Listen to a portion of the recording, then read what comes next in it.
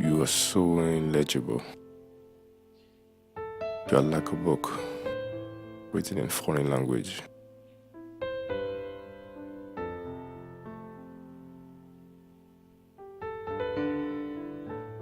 What happened to your wrist? Have you seen suffering?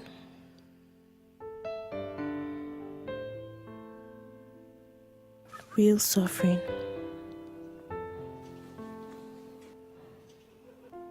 Yes. Like what?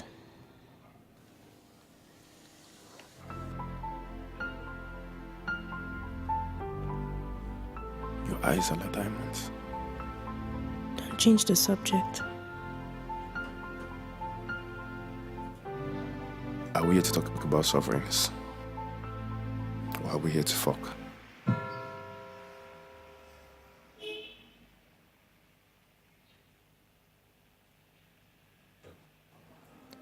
Look into my eyes.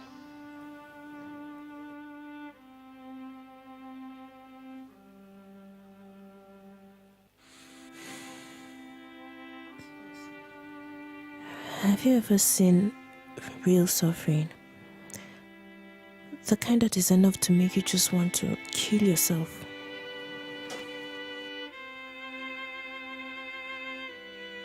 Now you're being too melodramatic. I'm serious. How is that any of my concern?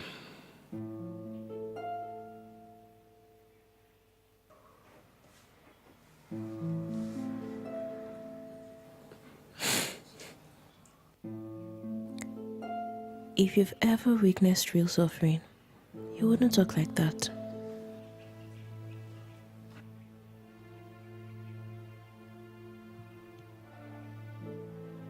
Maybe I'm just a good-blooded son of a bitch.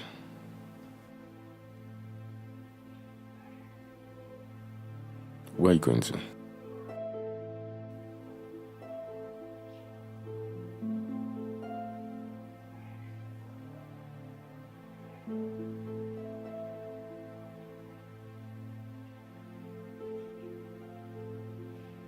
You haven't finished telling the story.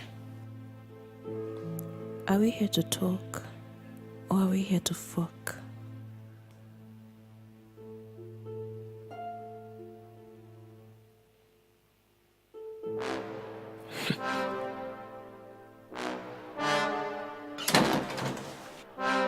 Yes!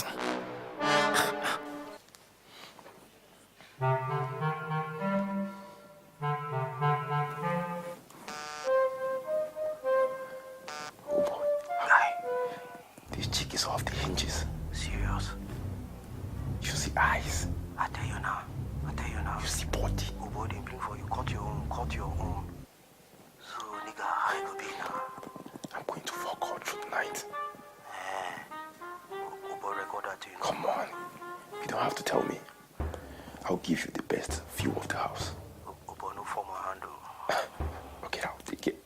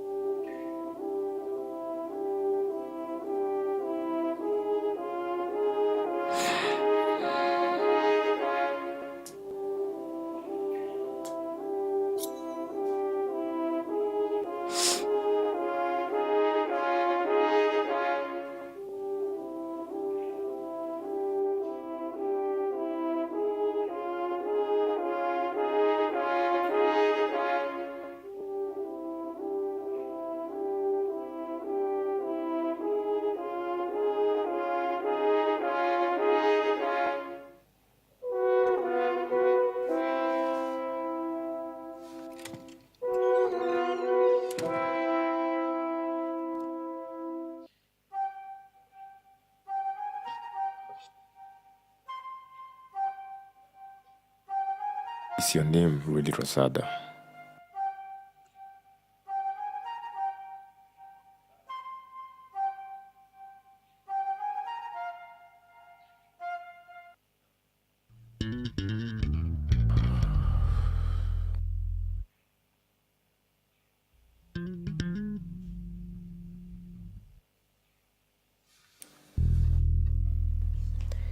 If you want this game, then you have to play by my rules.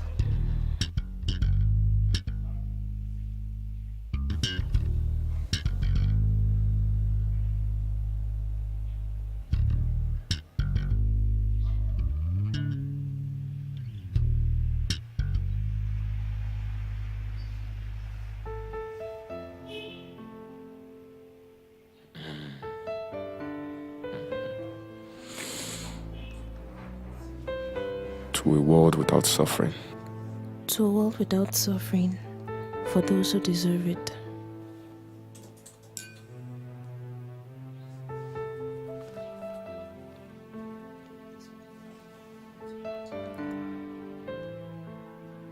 I hope this video will not end up on the internet. Haba, what you take me for? A cold-hearted son of a bitch.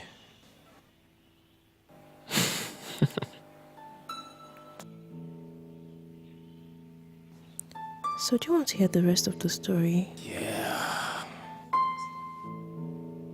Why did I stop? So I can see if you've been following. The python told the leopard that it was cold, and the leopard asked how could the python ever feel cold. And the python replied that once in a year during the Harmattan, his skin comes off and then he gets exposed to the cold. And the leopard asked him, "So how do you manage?"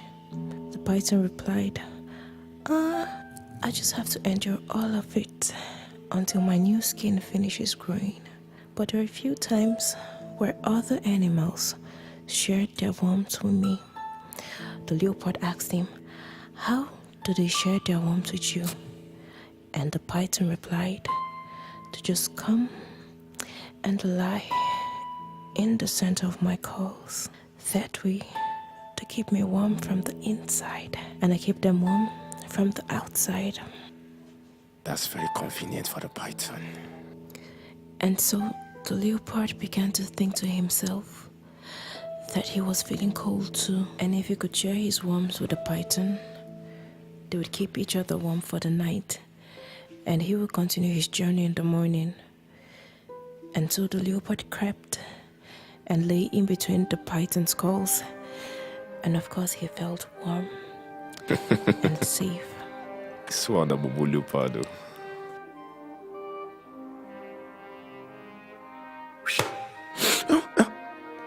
What are you doing?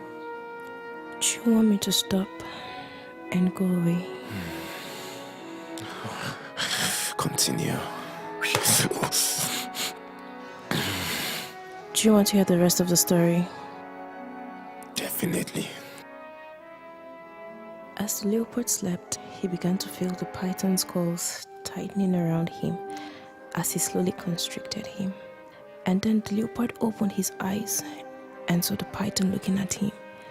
And he asked him, "What are you doing?" The python laughed and said, "Once a leopard saw a nest of eggs, and instead of leaving them, he went ahead to break all of it to see what was inside. Those eggs were my children." And the leopard replied, "But I didn't have anything to do with it." And the python said, "Yes, you didn't have anything to do with it. It was your father who broke my eggs, but since he's not alive, I will take away his child, just like he took my children away." I feel so dizzy. Did you? For the fathers have eaten sour grapes, and the children's teeth are set on edge. And so the python crushed the leopard Did you and swallowed him. put something?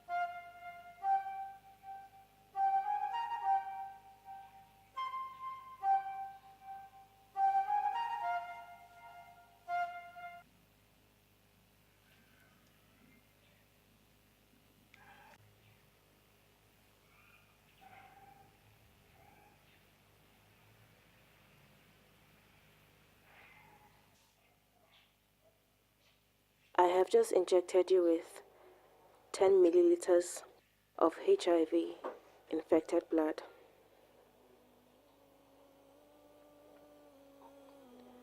I could tell you that 7 years ago, I was raped and I was infected by a man who was supposed to help me. I could tell you about all the suffering that I've had to endure, the hatred I developed for myself, and the number of times I tried to kill myself. I could tell you how I plotted vengeance, only for me to find out that he was dead. And I had to settle for the next best thing. But I'll save my breath, and I'll say to you what the python said to the leopard. You are your father's son. He has eaten sour grapes, and your teeth are set on edge. I thought about castrating you, or even killing you, with the fact that with today's medicine, you can actually manage your condition. But I'm not a murderer. So I made do with what I had, knowing that you'll carry this for the rest of your life. And you only know a tip of what I've had to go through. And don't bother looking for me, because you wouldn't find me. Have a nice life, Benson.